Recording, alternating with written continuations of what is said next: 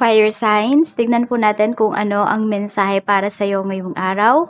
So, day 6 na po ng ating wishing candle.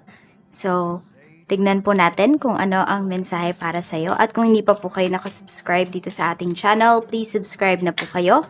And palike na din po ng ating video. At sa mga nais naman pong mag-avail ng ating private readings, Lucky Stones and Amulet, makikita nyo po yung link sa description box below. Tarot Intentions by Aliana Reyes.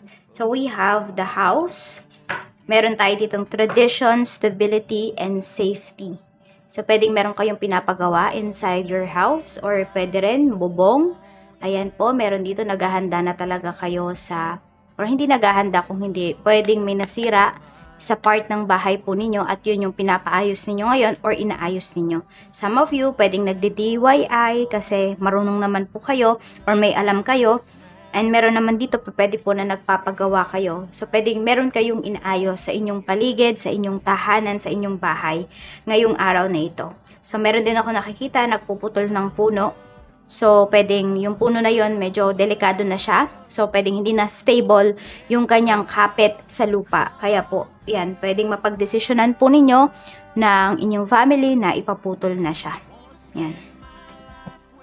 Tingnan natin. And marami din sa inyo, pwedeng magstay lang kayo sa bahay ngayon or work from home kayo. Fire signs. Tignan pa po natin ano pa yung mensahe for you. Spirit guide, ano pa po ang mensahe natin for fire signs ngayong araw. Pero kuha pala tayo ng ibang cards. Tignan natin kung ano pa ang mensahe for you. Spirit guide, ano pa po ang paparating? Ano pa po ang paparating? We have marriage. So, may kontrata. Pwedeng meron kayong mga ayusin dito. Pwede rin na ayan po. Kakakasal lang ng iba sa inyo. Or could be 3rd year anniversary nyo. Happy anniversary. Fire signs. Let's see. Or pwedeng nagbabalak na yung iba sa inyo na magpakasal. We have sudden wealth. Okay. So, itong kontrata na to, maaring need nyo muna talaga siyang tignan. Need nyo muna pong i-check kasi pwedeng meron kayong makikitang anomalya sa kung ano man yung kontrata. Ayan o. False person. Yes. Meron ngang anomaly dito sa kontrata na pwedeng aayusin mo or pipirmahan mo ngayong araw na ito, fire signs. So, tingnan mong mabuti, mag-iingat ka. Pwedeng makapagpabagal po ito. Parang instead na mag-gain ka ng money, pwedeng mawalan ka pa ng pera dito. So, pag-isipan mo pong mabuti para hindi ka, ayan, hindi ka malungkot at hindi ka mangamba dito. Tingnan natin, we have the fish, abundance, wealth, and finance. So, kung sino man po itong tao na makakadeal ninyo ngayong araw na ito is magbibigay po yan sa inyo ng pera. Okay. Or pwedeng ang may pangako sa inyo dito, fire signs. Kontrata kasi to. So, pwedeng about po ito sa inyong trabaho or pwedeng mabibigyan kayo ng big project dito. So, kayo yung ma-assign po dito. So, kasi we have the fish. Diba? The fish kasi symbolizes wealth po yan. Luck and money. So, yan po yung paparating talaga sa inyo. Pwedeng yan ay pagdating sa mga inaayos po ninyo ng inyong pamilya. So, yung mga pinag-uusapan ninyo, yung mga plano ninyo. Nakabaliktad yung the crossroad natin. So, meron tayo ditong choices, opportunity, and decision. So, pwedeng nakapag-decision na kayo. Ayan, pwedeng meron kayong hindi itutuloy dito na transaction ngayong araw. Or meron kayong delays na mararanasan. Or dahil hindi kayo fire signs, dahil hindi kayo nagdedesisyon, pwedeng may delays po talaga na mararamdaman or mararanasan ngayong araw. We have the mountain. Obstacles, delays, challenges. Ayun nga, tama talaga. Meron talagang delays sa life ninyo ngayon. It's either in terms of money, ayan, o bakit may nade-delay? Kasi po pwede na pinag-iingat po talaga kayo ni universe. Gusto ni universe na i-check mong mabuti kung ano man tong mga transactions na ito, ano man tong mga binibigay sa'yo. Makakatulong ba talaga to sa'yo or sasakit lang yung ulo mo? Yan po. And also kasi yung mga taong kausap mo ngayon, fire signs, pwedeng mga hindi talaga nagsasabi ng totoo. Kahit mga simple lang po yan. Sabihin natin kahit walang involved na money dito. For example, yung family members mo, may tinatago sila sa'yo. Meron tayo ditong the key. liberation, destiny, and resolution. So, masusolusyon na naman po kung ano yung problema ninyo ngayon. Kailangan lang talaga mag-decide. Harapin po ninyo. Puro manok yung nandito. Fried chicken ba? Or manok ba yung ulam ninyo? Yung meat na kakainin ninyo ngayon? Or meron dito, nag-aalaga kayo ng mga manok? Could be panabong ito or 45 days or yung mga nangingitlog na manok. Ayan po. So, tingnan natin kung ano pa yung mensahe para sa'yo pagdating sa trabaho. Spirit guide, pagdating po sa trabaho ni fire signs. Kamusta po ngayong araw?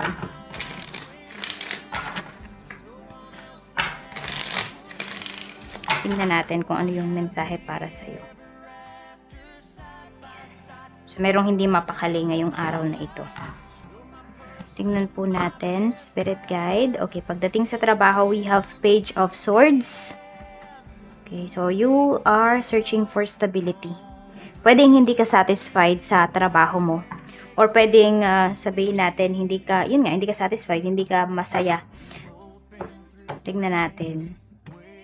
Meron tayo ditong 7 of Wands. Very challenged kayo ngayon, fire signs, pagdating dito sa inyong trabaho. Okay. Pwedeng kayo talaga yung napili dito. Merong ibibigay sa inyo na big project. So, panindigan ninyo talaga ito. Kasi pwedeng ito po yung magdala sa inyo ng satisfaction. Ayan, kung hindi kayo nasa-satisfied dyan sa trabaho ninyo, ito yung magdadala po niyan. Yan. Oo, may malaking ipagkakatiwala po sa inyo dito. So, wag niyong biguin yung sarili ninyo at wag niyong biguin yung mga tao na nagtitiwala sa'yo. Meron tayong 5 of Cups in terms naman ito sa iyong business. So, medyo nalulungkot yung iba sa inyo. Dami yung regrets in terms of your business. Ayan po. Pwedeng meron kayong mga tinanggihan dito ng mga transactions ng mga tao. And yun pala, magbibigay pala sila sa inyo. Sana ng magandang amount of money. Kaya lang kasi parang tinanggihan ninyo. May pagsisisi. Ayan, 8 of Swords.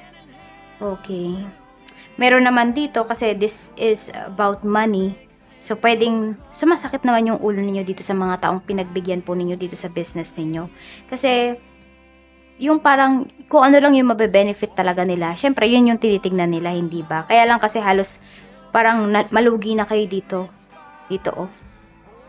Parang walang patawad. Ayun po, masyadong, yung client nyo na to, masyadong strict, masyadong, basta yun, yung kung ano yung mabe-benefit talaga nila, yun lang yung tinitignan. Walang consideration, ayun pala.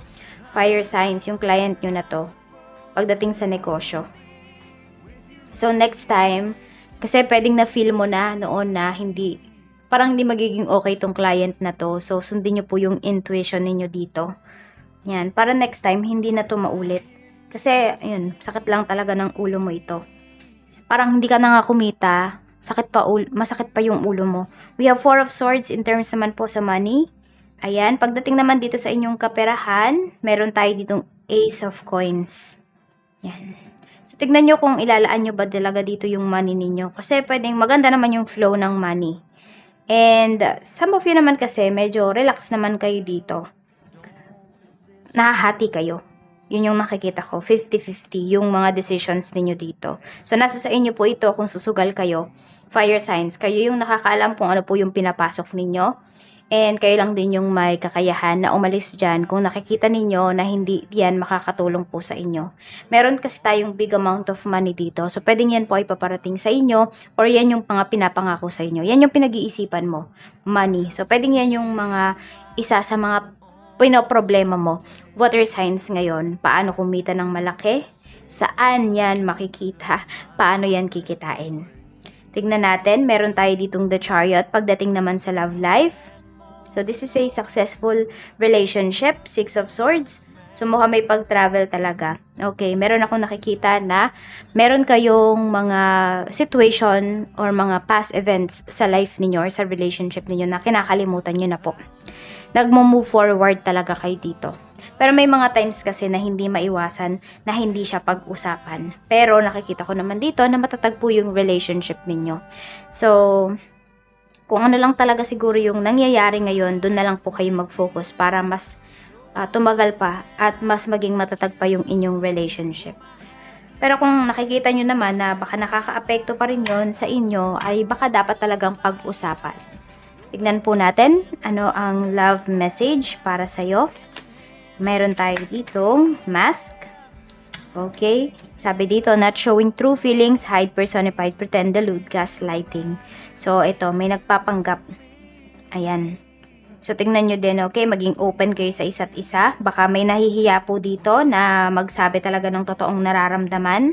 More on nahihiya yung nakikita ko dito. Hindi dahil sa nagpapanggap siya, dahil may hidden agenda siya. So, we have number 8, 11, and number 3, 33, and number 4. So, madalas kayong makakakita ng mga lucky number, repeating numbers pala ngayong araw na ito. So, ulitin natin, 4, 3, 11, 8, 33, 7, 21, 34. Yan po yung mga lucky numbers mo. At proceed na po tayo sa ating wishing candle. Ready ka na ba? Fire signs. Ayan, day 6 na tayo. So, tomorrow ay isang araw na lang.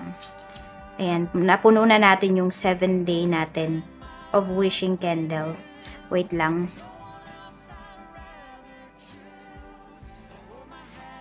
Okay. Mag-wish na po kayo.